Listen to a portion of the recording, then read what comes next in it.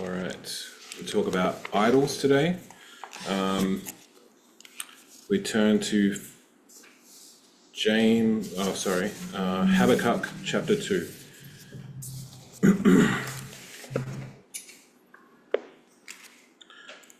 Habakkuk chapter 2.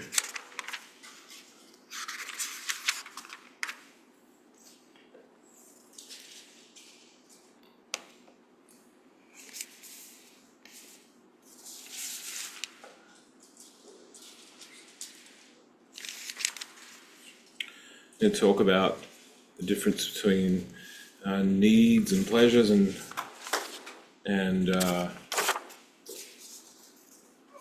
when they become idols. And so Habakkuk chapter 2 and verse 18.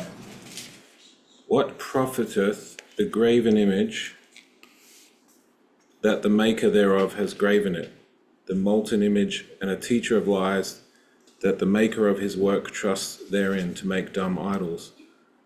Woe unto him that said to the wood, awake, to the dumb stone, arise, it shall teach. Behold, it is laid over with gold and silver, and there is no breadth at all in the midst of it. And it sounds silly for that anyone would say to these inanimate things, wood and stone, to arise and awake and teach. But I think probably the writer here is making that kind of clear by mockery that, why would we follow something that's dumb, deaf, etc. And yet we do in our lives in the world. We let things lead us that we shouldn't. In verse 20, but the Lord is in his holy temple, let all the earth keep silence before him.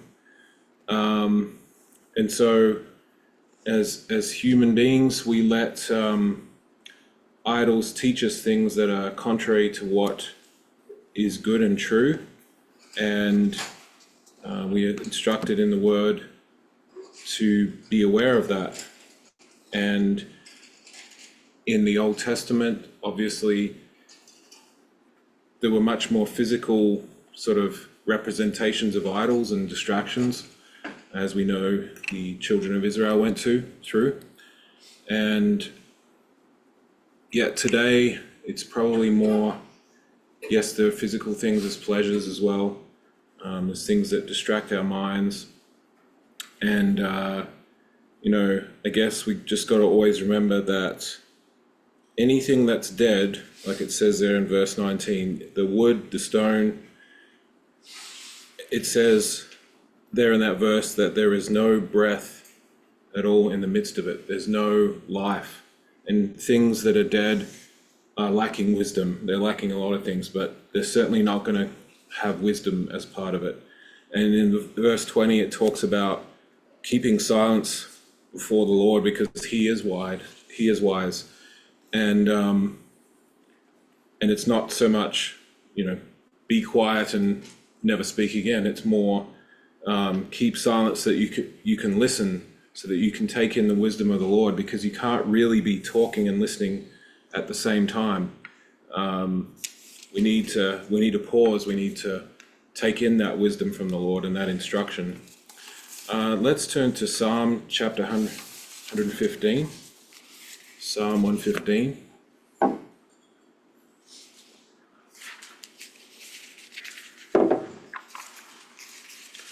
The Lord's always telling us the way to go, the way to do things, but he's also telling us the why.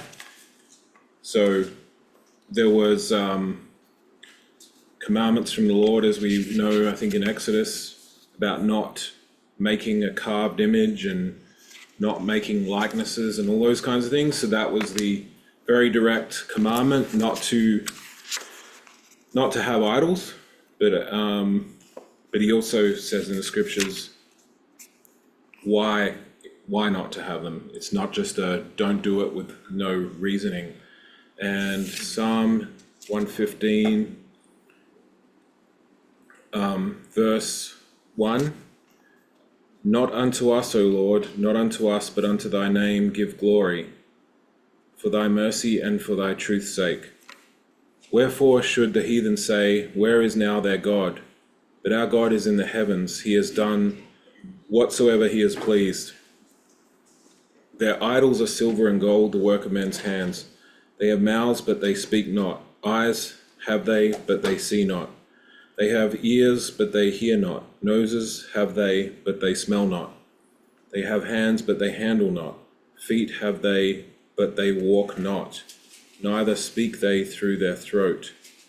They that make them are like unto them. So is everyone that trusts in them. So, it's in old times and even times now,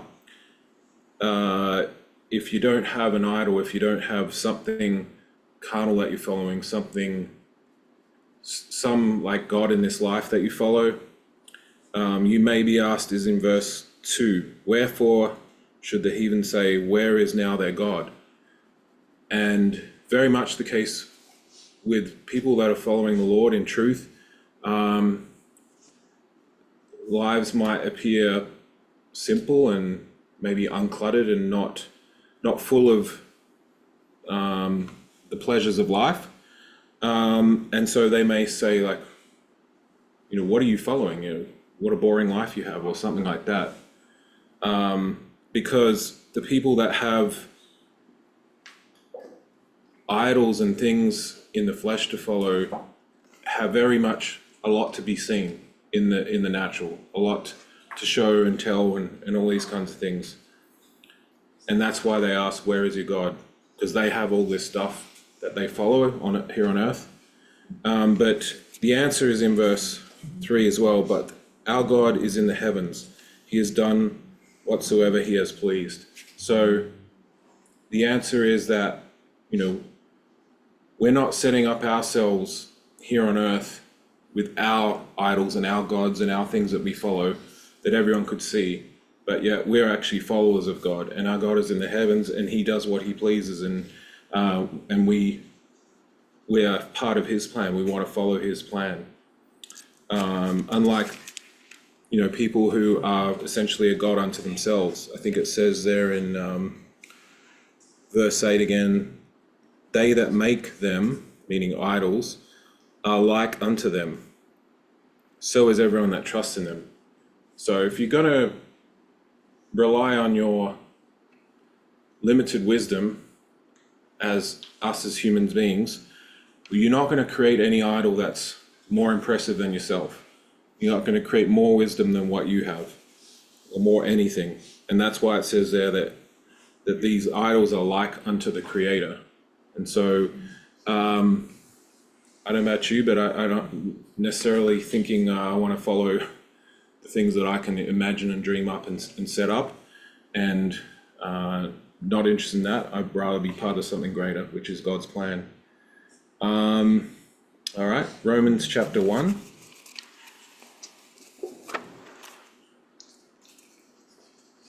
Romans chapter 1.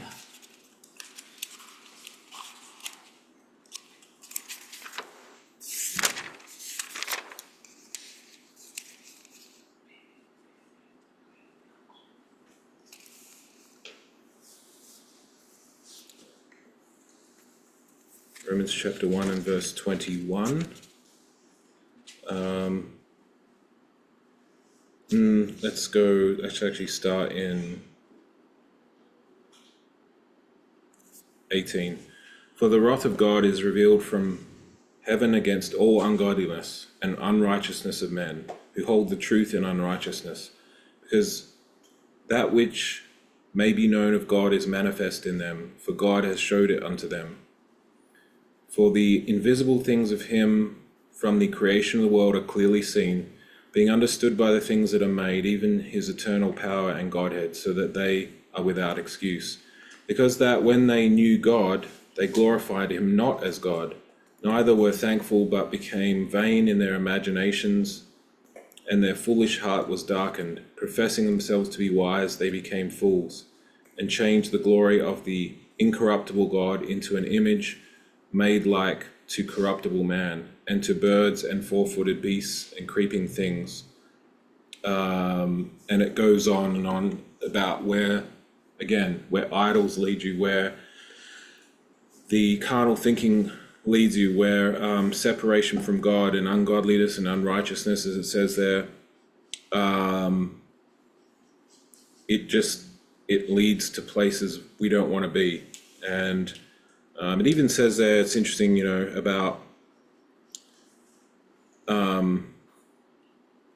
verse 23, and change the glory of the incorruptible God into an image made to corruptible man, to birds and four-footed beasts. And we know the Lord created us, he created the beasts of the earth, but they weren't made to be objects of wisdom and sort of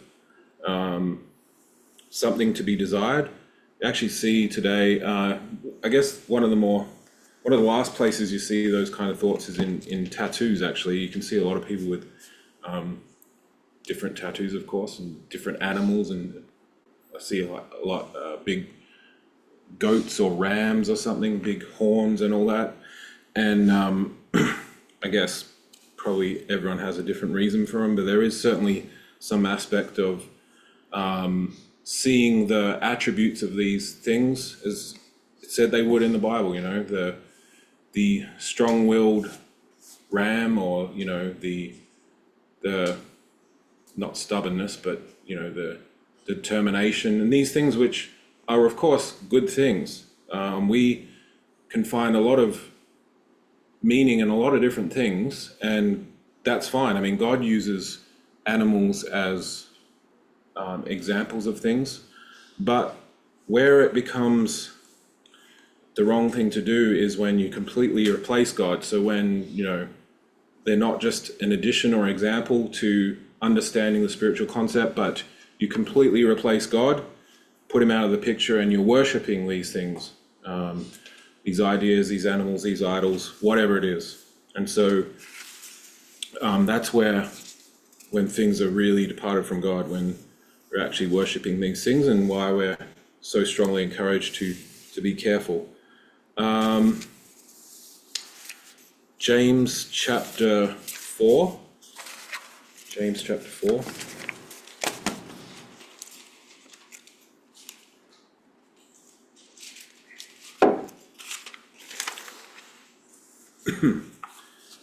Okay. Another thing that is a kind of idol is our plans and our reasons for our plans. And start in verse 13 of James chapter 4. Says, "Go to now, ye that say, today or tomorrow we will go into such a city and continue there a year, and buy and sell and get gain, whereas ye know not what shall be on the morrow. For what is your life? It is even a vapor that appears for a little time and then vanishes away. For that you ought to say, if the Lord will, we shall live and do this or that. But now rejoice in your boastings, all such rejoicing is evil. Therefore to him that knows to do good and doeth it not, to him it is sin." So interesting point here about plans and direction, and it might sound almost like a cop-out, when you hear people who follow God, well, this is my plan if that's what the Lord wants, or that we may not be even entirely sure of where we'll be in our future or what we'll be doing, other than that we'll be serving the Lord. And but that's the attitude the Lord wants, is that we're leaving everything open to him, where we make ourselves available for him, and from there it's whatever happens. And I sometimes think, how did I end up maybe similar to Stephen Hand, except when I got a globe, I drilled an imaginary hole through the center of the earth, and it sort of, where I grew up is the exact opposite side of the earth, probably about 100 miles west of Perth or something. And I think, how did I end up so far from my family and those kinds of things? And you think, I certainly didn't plan it. It just happened. And you sort of wonder, just even on the logistical things, it's so hard it's sort of like a biblical journey to get back home for whatever reason. And had a couple of emergency type trips home, and it's just something else. But then you think, well, when you put things to the Lord and you just say to the Lord, whatever, I do believe that He's guiding our paths and our plans, and that I do feel like the Lord is directing us things, and I don't feel like bitter or upset or anything like that, or having strong plans to fix where I am in my life or anything like that. We just have to have that attitude of serving the Lord. And I guess our plans can be created out of two major thoughts. One is out of fear or being lost or feeling like you're not grounded or you don't have meaning, so you need to put together some plans. Or the other one is the other end of the spectrum, which is that you want certain things out of life. You want ambition. You have a goal of where you want to be materialistically or a status in life, and you make plans to achieve that goal. And neither of those is the spiritual attitude to have. It's this calm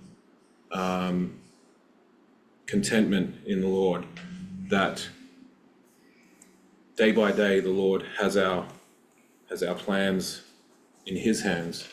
We just have to make ourselves available. Okay. Turn to Philippians chapter 2.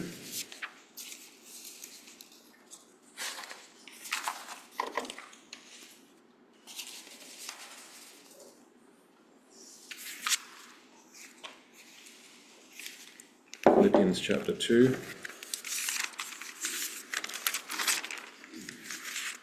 Oh, sorry, chapter 3.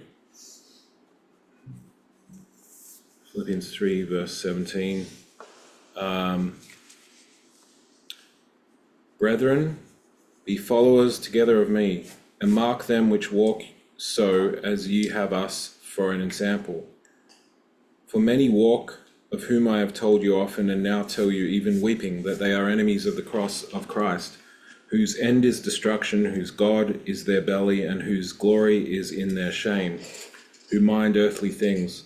For our conversation is in heaven, from whence also we look for the Saviour, the Lord Jesus Christ, who shall change our vile body, that it may be fashioned like unto His glorious body, according to the working whereby He is able even to subdue all things unto Himself. And so it talks about shame there, and we should never be ashamed of our lives in the Lord and our the way the Lord set things up for us, because He said actually it's the people who are apart from God, leading their own lives, that is actually a shame. It talks about there. If you turn to Matthew chapter 6 really quick. Matthew chapter 6. Just one verse here. Verse 24. No man can serve two masters, for either he will hate the one and love the other, or else he will hold to the one and despise the other. Cannot serve God and mammon. So he's not exactly saying here that that it's a commandment that you serve one master. He's actually saying something even stronger, is that mankind, it's not even possible to serve two masters. Again, talking about the Lord and His commandments and His wisdom, well, there's certainly other scriptures you could use to talk about serving the one true God and all that. But here He's sort of saying, you even try it, it won't work. So don't bother even trying. It's impossible. It's impossible for mankind to do this for the reason that, that following God and other things don't mix, because they're at their core, they have different reasons for being and different reasons for satisfying us. Most of the worldly things and mammon and those kind of things are a temporary, non-lasting satisfaction. And you can see it, in even people that don't have God, who may have set up lives for themselves that are quite amazing and have achieved great things. And you can go out and find that they have this emptiness inside. And it sort of instructs us not to even bother trying to find happiness through these materialistic things, and that we have found the truth and happiness.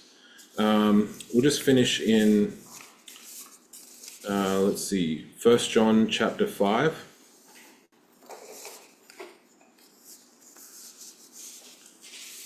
First John chapter 5.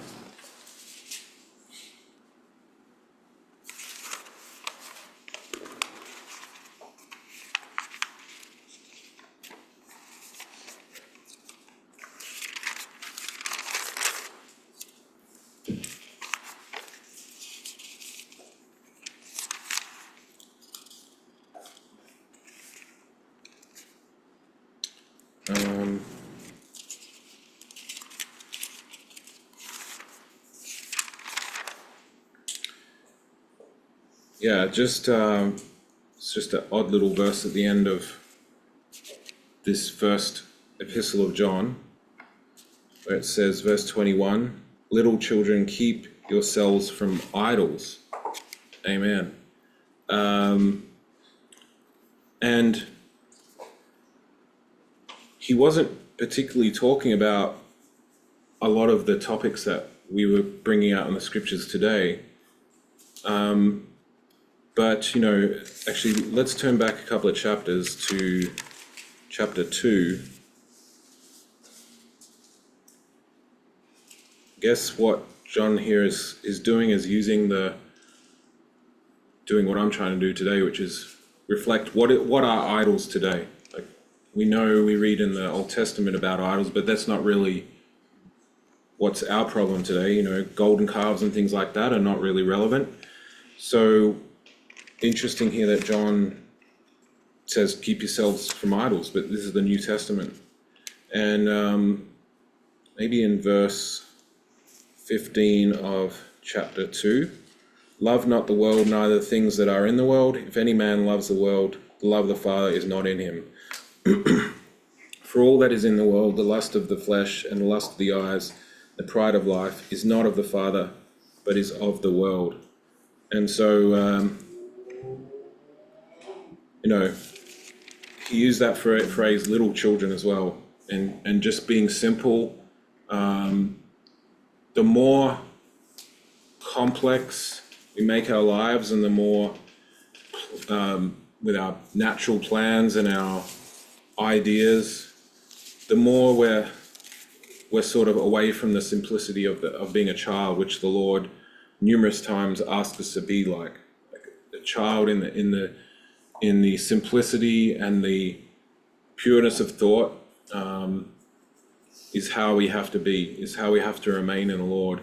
And it's a continual process, as we know, because our minds keep wanting more to be entertained and more of this and that. We always just have to scale back our minds and keep to the simplicity where there is happiness. Our minds don't think there's happiness in simplicity, but there absolutely is. And we'll just leave the thoughts there today, and we'll now have a time of